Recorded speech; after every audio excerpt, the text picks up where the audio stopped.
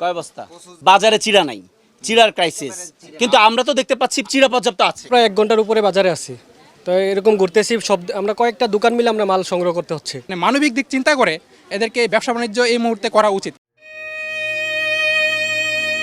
কুমিল্লায় বন্যা দুর্গত মানুষের পাশে দাঁড়াতে সারা দেশ থেকে যখন ত্রাণ নিয়ে ছুটে যাচ্ছেন নানা শ্রেণী পেশার মানুষ, অভিযোগ ঠিক তখনই এই জেলা শহরের ব্যবসায়ীরা কৃত্রিম সংকট তৈরি করে বাড়তি দামে বিক্রি করছেন চিড়া, মুড়ি, গুড়। ত্রাণের জন্য শুকনো খাবার কিনতে আসা শিক্ষার্থীরা জানান, দুর্যোগকে কাজে লাগিয়ে সাধারণ মানুষের পকেট কাটছে এক শ্রেণীর ব্যবসায়ী, যে কারণে ত্রাণ সামগ্রী কিনতে এসে বাজারে ঘুরতে হচ্ছে তাদের। প্রায় 1 ঘন্টার উপরে বাজারে আছি, তো এরকম ঘুরতেছি, সব আমরা কয়েকটা দোকান মিলে আমরা মাল সংগ্রহ করতে হচ্ছে। এক দোকান থেকে আসে মাল, কিন্তু আমরা পাচ্ছি না।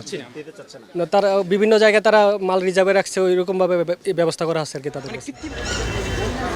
5 দিন আগেও কুমিল্লার চকবাজারে যে চিড়া 60 টাকা কেজিতে বিক্রি হতো, তাই বেড়ে হয়ে গেছে 85 থেকে 90 টাকা।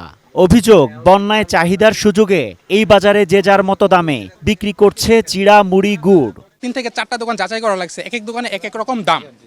তারপর এখানে চিড়া বিক্রি করতে চাইতেছে না, বলতেছে অল্প পরিমাণ চিড়া হলে এরা বিক্রি করবে, বেশি পরিমাণ নিতে পারবে না, কারণ হয়েছে এরা নাকি লাভ বেশি করে করা লাগবে।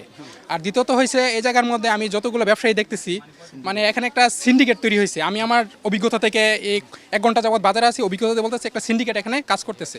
তো এটার প্রেক্ষাপটে আমাদের সকল মানে মানবিক দিক চিন্তা করে এদেরকে ব্যবসা বাণিজ্য এই মুহূর্তে করা উচিত, কারণ দেশের এই ক্লান্তি লগ্নে সকলকে এগিয়ে আসা উচিত। শুধু এরা একচেটিয়া মুনাফার কারণে দীর্ঘ সময় 13 বছর থেকে 15 বছর এই যে সরকারের বিভিন্ন অপকর্মগুলা, এরাও এটার সাথে জড়িত আছে। ডিজাইন, এলিগেন্স, বিউটি, সেরা পণ্য সবার জন্য জেভিকো।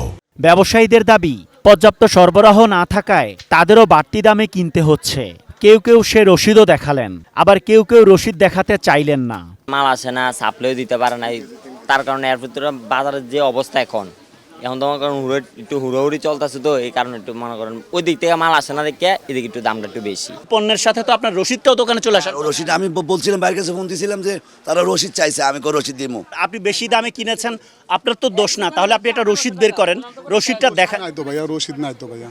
চকবাজারেই এটিএন নিউজ টিমের কাছে একদল শিক্ষার্থী অভিযোগ জানায়, বাড়তি দামে বিক্রি করতে মজুত করা হয়েছে চিড়া। তারা একটি দোকানের শাটার খুললে অভিযোগের সত্যতা পাওয়া যায়। বাজারে চিড়া নাই, চিড়ার ক্রাইসিস, কিন্তু আমরা তো দেখতে পাচ্ছি চিড়া পর্যাপ্ত আছে। আমরা 4 দিন পর্যন্ত আমি আমার দোকানে কোনো মাল তুলি নাই, কারণ অত্যাধিক দামের কারণে কাস্টমারের সাথে অনেক ঝগড়া বিভক্তি করাইতেছে। ছাত্ররা বলতেছে চিড়ার দাম এত কেন এত কেন, এই জন্য আমি মাল রাখি নাই। আজকে 4 দিন পরে আমার যে দোকানের কাস্টমার আছে তারা বলতেছে ভাই মাল আনেন কিছু। আজকে কয় বস্তা এনেছেন? আজকে এই যে লেখা আছেন এখানে 30 বস্তা শুধু আনছি। 30 বস্তা, এর মধ্যে বিক্রি করেছেন কয় বস্তা? এই 10-15 বস্তা হইব। এখানে কয় বস্তা আছে? এই যে 12, আপনার কইন না, তাই তো বুঝতে পারেন আমি মিথ্যা বলতেছি না, সত্যি বলতেছি। বাজারের বড় ব্যবসায়ী কারা উনিও বলতে পারেন। গাড়ি আইয়া তারা কন্টিনিউর আমি বাজার থেকে কিনা 20টা-25টা করে মাল বিক্রি করি। ত্রাণের পণ্য কিনতে আসা ক্রেতারা জানান, বাজার মনিটরিং না থাকায় বাড়তি মুনাফা করছে ব্যবসায়ীরা।